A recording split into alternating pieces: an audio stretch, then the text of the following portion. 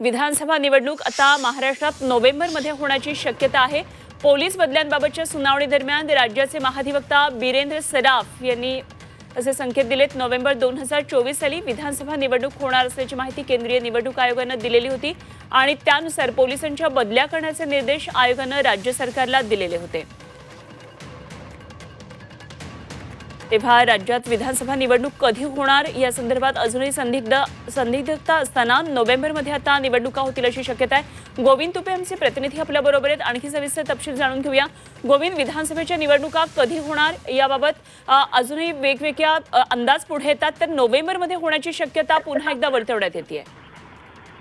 नक्कीच काल मुंबई उच्च न्यायालयामध्ये एक सुनावणी पार पडली। याच्यामध्ये राज्य सरकारनं मॅट कोर्टाने जे पोलीस अधिकाऱ्यांच्या बदल्याला जे आव्हान दिलं होतं त्या संदर्भातली याचिकेवर सुनावणी करताना महाधिवक्ता वीरेंद्र सराफ यांनी मुंबई उच्च न्यायालयाला ही माहिती दिलेली आहे की पोलिसांच्या बदल्या ज्या लोकसभेच्या निवडणुकीच्या पूर्वी करण्यात आल्या होत्या त्या बदल्यांना पोलिसांनी मॅटमध्ये आव्हान दिलं होतं आणि आमच्या ज्या लोकसभेपूर्वी ज्या बदल्या झाल्या त्या आम्हाला पुन्हा आमच्या जागेवर पाठवण्यात यावं अशी मागणी त्यांनी केली होती।